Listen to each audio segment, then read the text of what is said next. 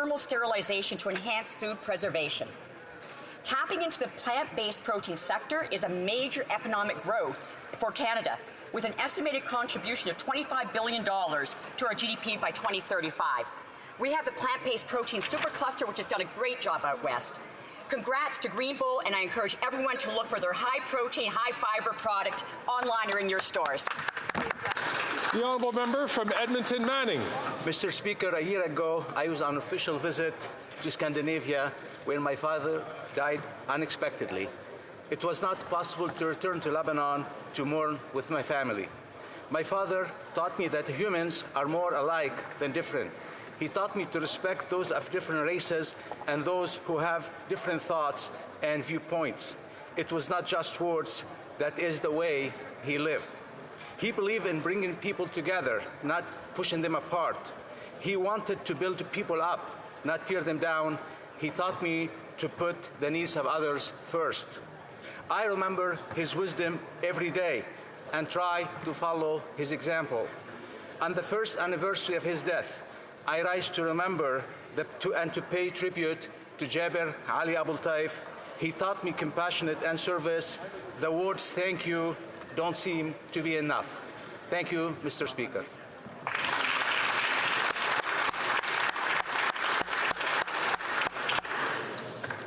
The honourable member from Kitchener-Conestoga.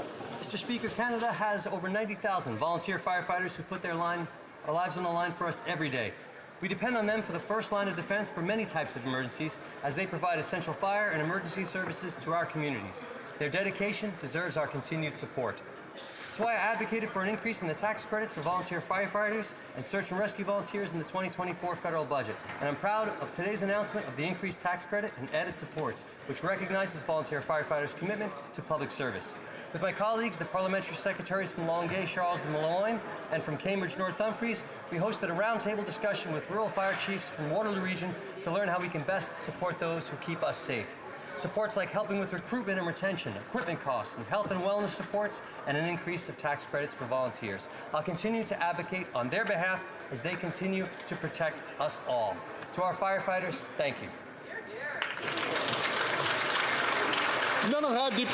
The honourable member for Beauport-les-Moulous.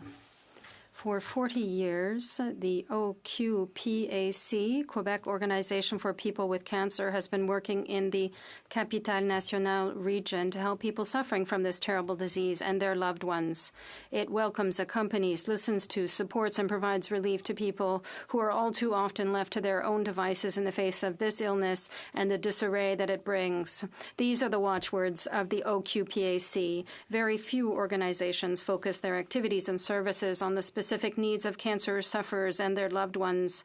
OQPAC does this wonderfully. In 2022 and 2023, this organization helped more than 3,000 people. Just imagine how many people it has helped over the past 40 years through its numerous activities, programs, groups, and individual consultations. Bravo to the dedicated members of the Board of Directors, to the volunteers, and to the General Manager, Mr. Francis Lemieux. Long live OQPAC. The honourable député de London West. As we commemorate the 30th year since the genocide against the Tutsis in 1994, I reflect on the journey of reconciliation, which is a never-ending road. I can't help but notice that those who have reconciled and lived side by side did it because justice prevailed. So today, on behalf of my constituents and survivors who are still grappling with what happened in April of 1994, I ask for two things, Mr. Speaker. One, that we as Canada, being a home to many survivors and families of survivors, that we designate the FDLR as a terrorist organization as it continues to kill many Tutsis in the region. Number two, that we commit to bringing the genocide participants to justice. Romeo Dallaire recently pointed to the many that have made Canada their home and live free without consequences. Last week, I saw firsthand how transformative it is when perpetrators ask for forgiveness and victims are able to provide it. There's no healing for the many grieved hearts who relive the genocide over and over again every April. And there's no justice if we leave room for denialism, revisionism, and debates that perpetrate anti-Tutsi hate. Thank you, Mr. Speaker. The honourable member from Simcoe North. Today marks the 10th anniversary of the passing of the late Jim Flaherty, former Finance Minister of Canada. At the time, the news of his passing was a shock to many colleagues in this place. Sometimes a stark recognition of our own mortality is a reminder that puts our minor differences in perspective. His career was dedicated to public service. In fact, his favorite speech was entitled "Public Service is Good for You," challenging young people to enter careers of public service for its reward and fulfilling nature. Many of his accomplishments will withstand the test of time: the Registered Disability Savings Plan, the Working Income Tax Benefit, and the start of Ready, Willing, and Able. While Jim would have strong opinions on the challenges facing the country today and the budget, I suspect what would matter most are the many accomplishments of Christine and the pride he would have in his 3 boys: Quinn, who recently welcomed a child, Galen, who will marry this summer, and John, who works at the Ability Center. Let us remember Jim fondly, and let us extol the virtues of public service and encourage others to rise to the challenge to serve the public good. Hear, hear.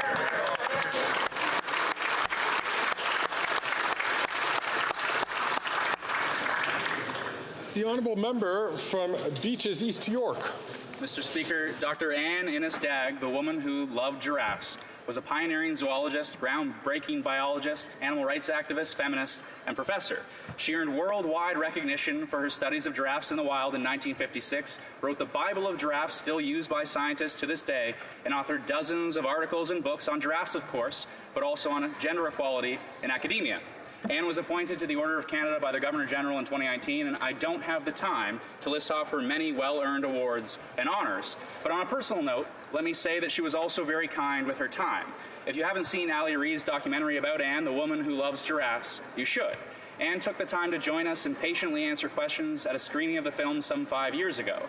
She left an impression on all of us that night, just as she now leaves a legacy for all of us in the Anne Innis Dagg Foundation, dedicated to promoting the harmonious coexistence of humans and wildlife, and built on Anne's belief that we should treat people, animals, and their surroundings with the same respect.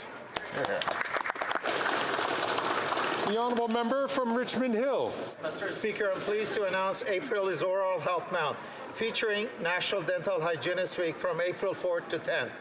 This annual event is sponsored by Canadian Dental Hygienists Association and focuses on the importance of maintaining good oral health practices and helping Canadians understand the role of dental hygiene profession in preventing and addressing oral health issues. Over 31,000 dental hygienists nationwide celebrate this week under the theme of Oral Health for Total Health, highlighting that taking care of your mouth, teeth, and gums have a positive impact on other aspects of our lives. As the federal government roll out the new Canadian Dental Care Plan, which has a focus on preventive care, dental hygienists will play a front and center role to help improve oral health outcomes for all Canadians. This April, let's help everyone in Canada learn about oral health for total health. Thank you, Mr. Speaker. The honourable member from Portage, Lisker. Mr. Speaker, this Prime Minister has added more to the national debt than all previous Prime Ministers combined. This costly coalition's out-of-control spending has resulted in Canada's $46 billion in spending just to service our debt. This is more money than the federal government sends to provinces for health care. Their deficits are fueling inflation and have driven up interest rates. But it's not just Conservatives pointing this out, Mr. Speaker. Both the Bank of Canada and former Liberal Finance Minister John Manley told the Prime Minister that he was pressing on the inflationary gas pedal. And now a leading economist says interest rates cuts may be delayed because of high government spending. But Conservatives have a plan to fix the budget. In next week's budget, the Liberals need to cap the spending with a dollar-for-dollar rule to bring down interest rates and inflation. They must find $1 in savings for every new dollar in spending. It's just common sense. Because my 3-month-old daughter Maeve and her generation should not be shackled to pay the bill of the reckless spending of this costly coalition.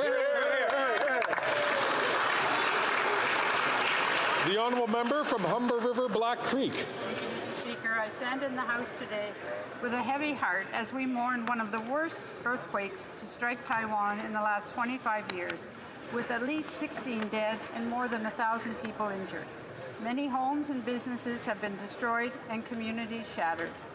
In the face of this tragedy, we witness the remarkable resilience of the Taiwanese people.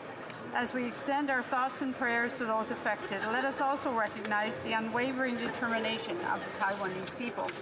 It's important to acknowledge that Taiwan has been an ally to so many nations in their times of need. Their generosity and compassion have touched lives around the world. Now it is our turn to offer our unwavering support to the people of Taiwan.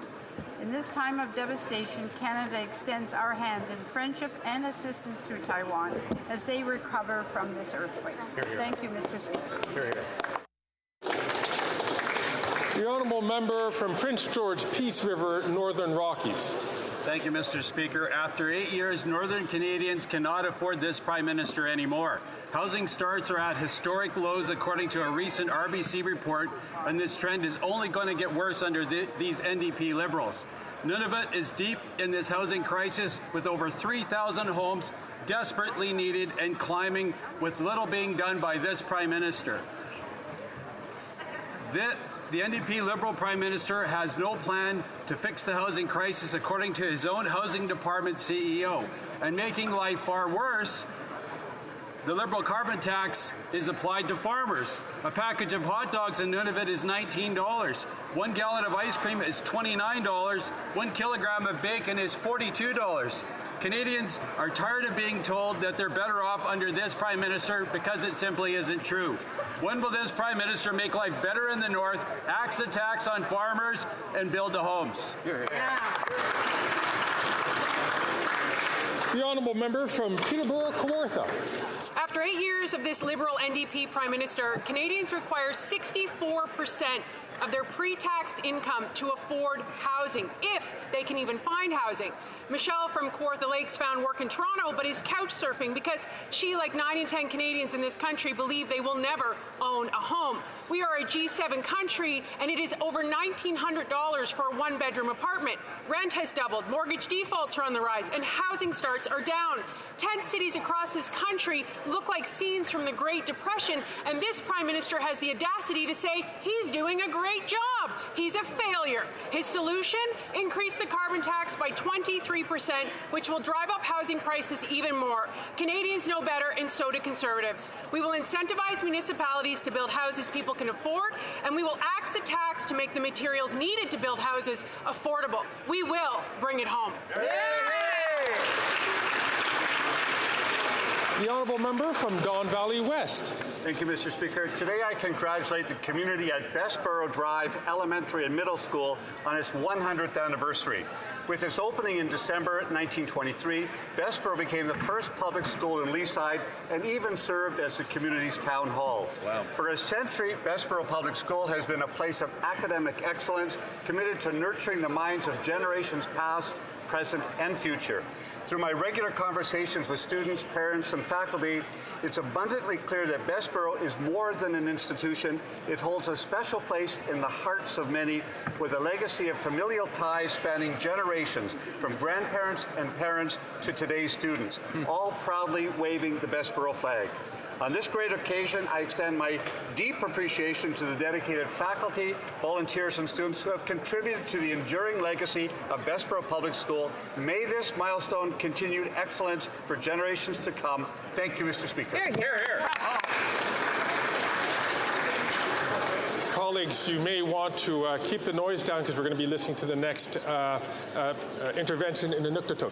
The honourable member from Nunavut. Thank you, Mr. Speaker. I don't always have celebratory statements in this place. Although many people are still struggling, there are some worth sharing. Nunavut reached a milestone because of Dagg Curley's vision. And that because Dagg Curley's vision became a reality. I thank him for retaining Inuit laws, values, and principles taught to him by our ancestors. I thank him for helping to modernize Inuit society by leading the way for Inuit to govern. Through his vision, community negotiators worked with elders and community members what terms to include in what would later become the Nunavut Land Claim Agreement. I thank the community negotiators.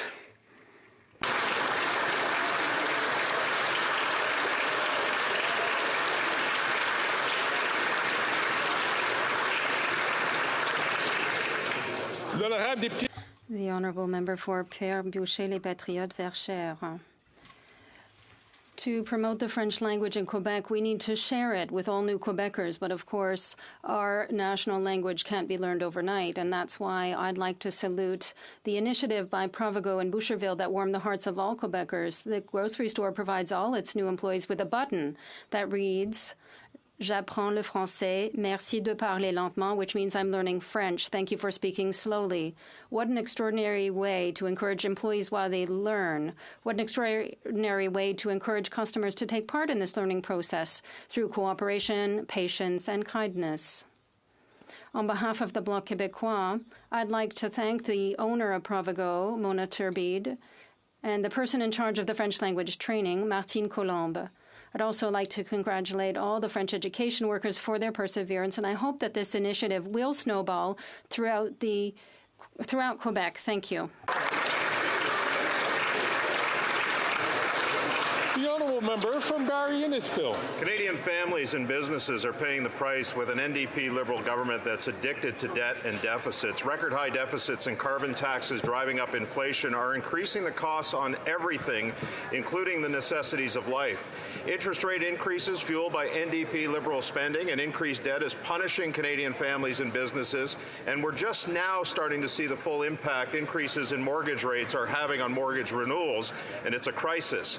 No Prime Minister has added more to the national debt than this one, and through it all, he's been aided and abetted by his NDP coalition partners. Anyone who has any sense at all knows you don't put more fuel on an already out-of-control debt and deficit fire. It's time for a return to fiscal common sense in this country that sees a government cap spending to bring down interest rates and inflation with a dollar-for-dollar rule that finds $1 in savings for every new dollar spent. Common sense Conservatives will not support the budget unless it acts as the tax, builds homes, not photo ops, and caps spending. Here, here. The Honourable Member from Winnipeg North.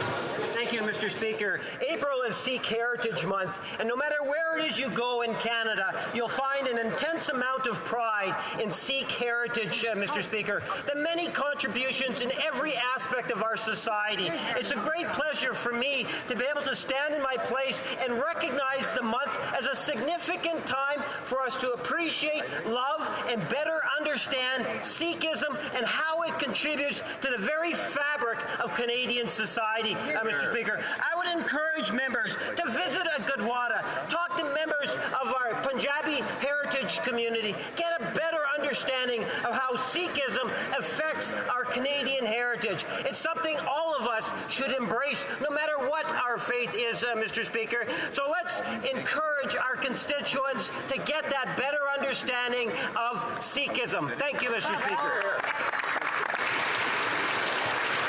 Questions orales, oral questions. L'honorable chef de l'opposition.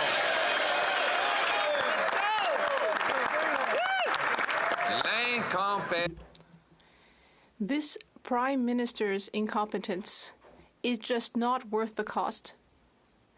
With his excessive spending at the federal level, he has caused so many messes in the military, immigration, inflation, the housing market, and so many more. But instead of cleaning up his own mess, he's just creating more problems with expensive promises that interfere with provincial jurisdiction.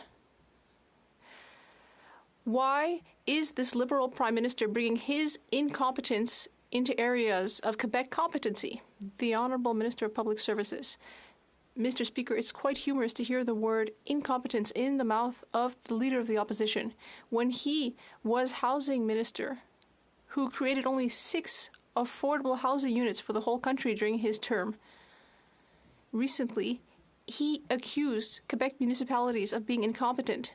On March 15th, with Quebec City, we started 324 affordable housing units. Who's really incompetent here? The Leader of the Opposition with his 6 units, or Quebec municipalities with hundreds? The Honourable Leader of the Opposition. When I was Housing Minister, housing costs were half of what they are today. And hundreds of thousands of housing units were created with low interest rates. Today, we learned that the Bank of Canada will not be lowering interest rates. And the Governor of the Bank of Canada has already said that if governments spend too much, interest rates will remain high, which will send people into bankruptcy. Will this Prime Minister finally accept my common sense plan? A dollar-for-dollar plan to balance the budget and bring down interest rates. The Honourable Minister. Thank you, Mr. Speaker. The Leader of the Opposition was just talking about the government of Quebec, and I talked about Quebec municipalities. Now, with the Quebec government, we signed an agreement to create 8,000 new affordable housing units. During his term as housing minister, the Leader of the Opposition created 6 affordable housing units. And yet, he called Quebec municipalities incompetent. When will he agree to come with me to meet with the Quebec city leaders to apologize in person? The Opposition. Mr. Speaker, I'll never apologize for keeping housing costs low when I was the Minister of Housing. But if you were hoping for some interest rate relief today as a mortgage holder, as someone with a small business loan or a line of credit, you got some bad news that the Prime Minister is not worth the cost. Rates are staying high long because, as the Governor of the Bank of Canada said, if government spending grows, then interest rates will have to stay high to combat the resulting inflation. Why won't the Prime Minister accept my common sense plan to fix the budget with a dollar-for-dollar law to bring down rates? The Honourable President of the Treasury Board. Mr. Speaker, it's possible to be prudent fiscally and have strong social programs as well. That's exactly what our government does. With the AAA credit rating, with the lowest debt to GDP ratio in the G7, and with historically low unemployment. At the same time, we have a national school food program on the table of $1 billion, Mr. Speaker, supports for childcare and early learning, as well as for renters and homeowners. That's what we do on this side of the House. Every day is a great day to fight for Canadians. The Honourable Leader of the Opposition. Every day is not a great day when you're living in a tent city, or when you've had your mortgage double, or when you are with the families 1 in 4 children who can't get enough food, and they put forward a food program that doesn't have any food. Right. Instead, what they've done is doubled the national debt and driven up interest rates. Today we learned that the Bank of Canada is unable to bring rates down because the Prime Minister continues to make massive multi-billion-dollar inflationary spending. Why won't he follow my common sense plan to bring down the deficit and the rates?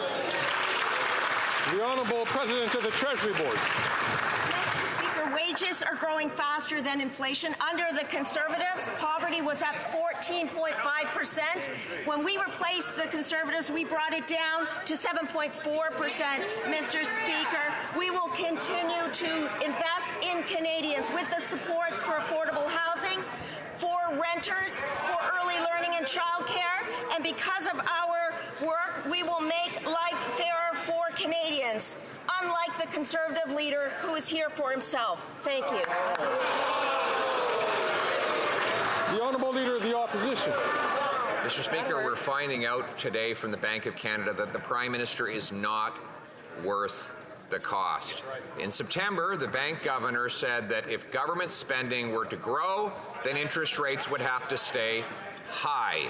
That was echoed by the former bank governor and incoming Liberal leader, Mark Carney, who indicated that he does not expect rates to fall quickly, and that is partly because of a lack of fiscal discipline. So if he won't listen to me, why won't he listen to his successor and understand that he's not worth the cost of high interest rates?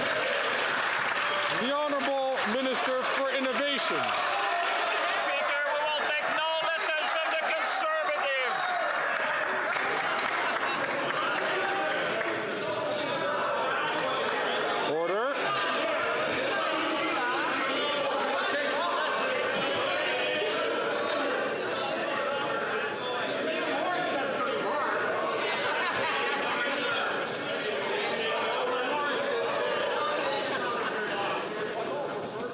The Honourable Minister for Innovation.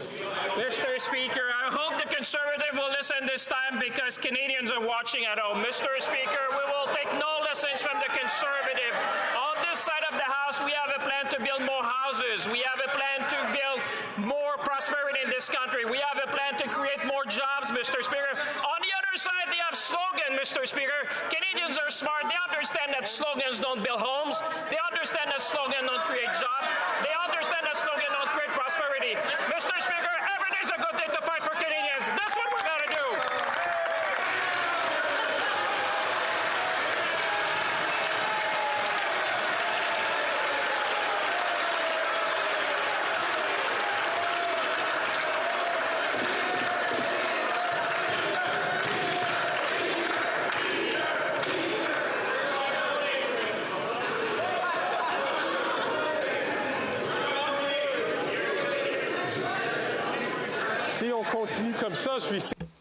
If this goes on, I'm certain that the honourable member for La Prairie will think that it's about him.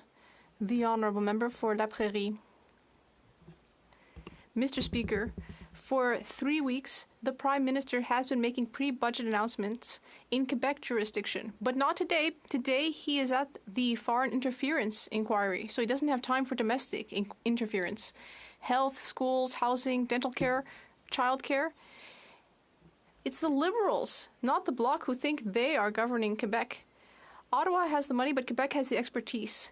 If Ottawa wants to help Quebec, it should just increase transfers. What is this government waiting for? The Honourable Minister of Public Services and Procurement. Thank you, Mr. Speaker. It's always a good time to speak about the impacts that government investments have for Quebecers. Let's start with childcare, a $6 billion investment over 4 years, which will help families and especially women. 35,000 new childcare spots, which will of course help families, which will reduce poverty, increase gender equality, help children, all while respecting Quebec jurisdiction. The Honourable Member for La Prairie. Mr. Speaker, this is a real budget striptease, one little piece at a time. At the rate it's going, the budget lockdown on April 16th will be no longer than 5 minutes. There'll be nothing left to announce.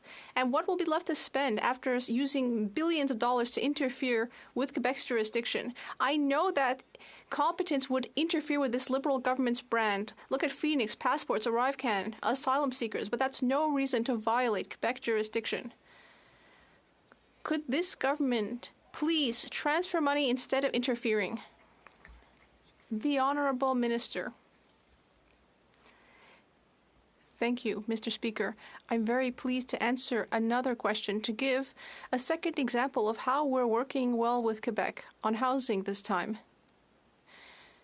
$1.8 billion in an agreement that was signed a few weeks ago that will enable Quebec to build more affordable housing than ever before, which will greatly benefit Quebecers, especially lower-income Quebecers. The Honourable Member from Burnaby South. Yesterday, the Assembly of First Nations made it clear that this government is letting down Indigenous people. Right now, the Indigenous funding gap in infrastructure has risen to an astronomical $350 billion. That's not just a number on paper. That means Indigenous people are living in moldy homes. That means Indigenous people don't have access to clean drinking water. Why did this Liberal government turn their back on Indigenous people? The Honourable Minister. Mr. Speaker, for decades and decades, Canada has underinvested in Indigenous communities, and this government is putting a stop to that. We've increased funding for housing on First Nations by 1,100%, Mr. Speaker, and while we know there is a long way to go, I want to thank the AFN for co-writing this report with us. It's very important to understand the size of the gap so that we can work even more quickly to close it together. It's not just Indigenous people that this government is letting down, it's also Canadians living with disabilities. Right now, Canadians living with disabilities are disproportionately living in poverty. And according to Angus Reid, 90% of Canadians support a Canadian disability benefit. But this Liberal government continues to delay the implementation of this benefit, and the Conservatives voted against it. So why is this government continuing to delay? Enough is enough. When will people get their checks? When will people actually get the benefit? Here, here.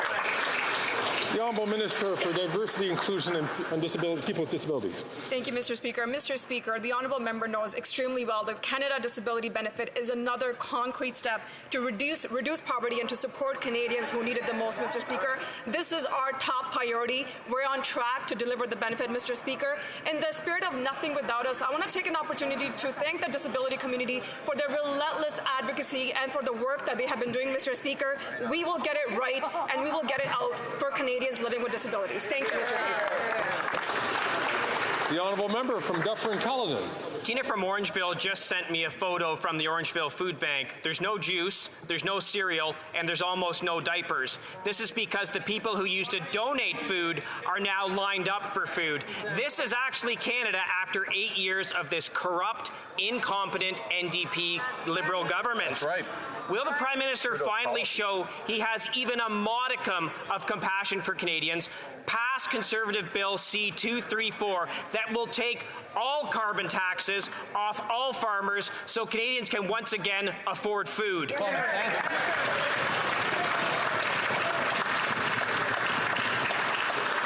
The Honourable Minister for Natural Resources and Energy. It is important in this country, and certainly Canadians understand that we address the climate crisis that is facing us. There are significant costs that we are facing, including issues around wildfires as we move forward, if we do not address climate change. But it is also important that we do that in a manner that is affordable. 8 out of 10 Canadians get more money back from the carbon rebate than they pay in the price on pollution. If you are going to take it away, as the Leader of the Opposition would do, you are actually attacking the poorest members in our society. Shame on you. I'm going to ask all members, please, to not take the floor until the person who has a microphone has the opportunity to speak to all members, so we can hear the questions clearly, and we can also hear the answers clearly. The Honourable Member from Dufferin-Caledon. The great Liberal lies. The budget will balance itself, and the rebate check is larger than the cost of the carbon tax.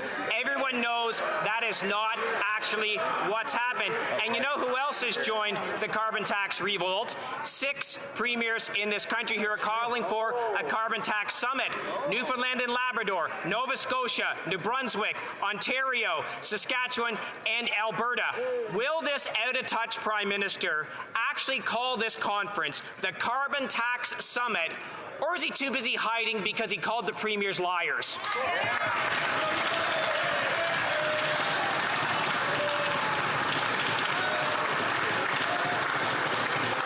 So, colleagues, I'd like to remind all colleagues on all sides of the House that we must be very careful about using the word lies. Although it wasn't directed at an individual, it is really important that we not use language, as you know, that it can be disturbing and can disturb the affairs of the House. The Honourable Minister.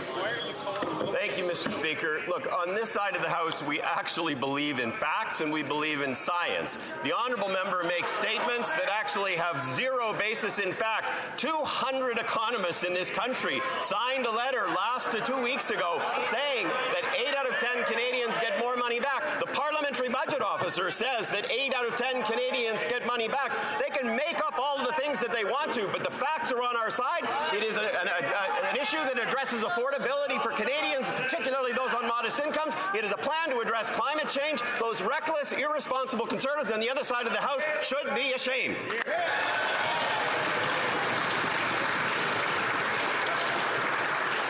Again, I'd like to remind members to please stay away from language that could be, that certainly it's getting closer and closer to unparliamentary.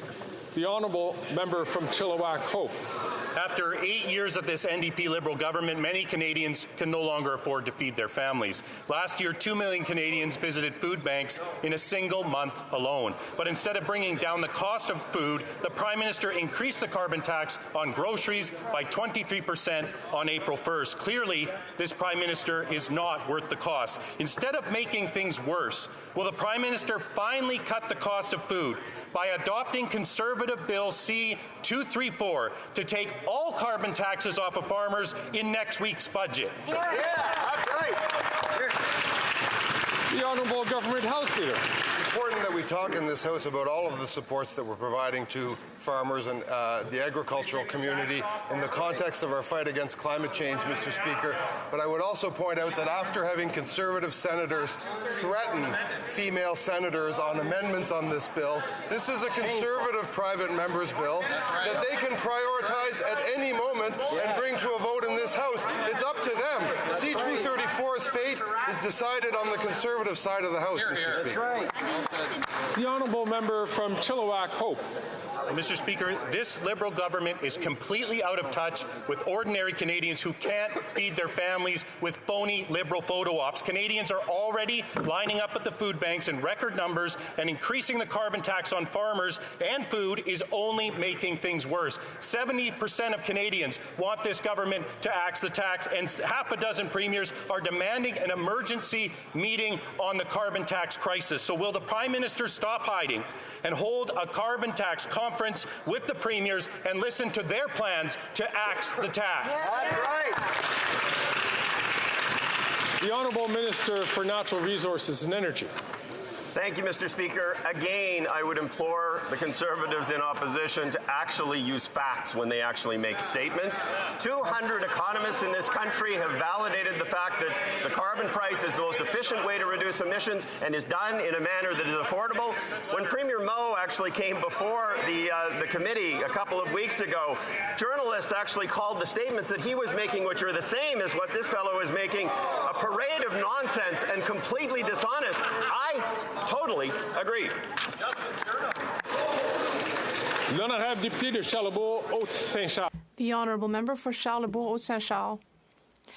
Mr. Speaker, after 8 years of this Liberal Prime Minister, rents have doubled, and our youth can no longer dream of buying a first home. Record lines at food banks.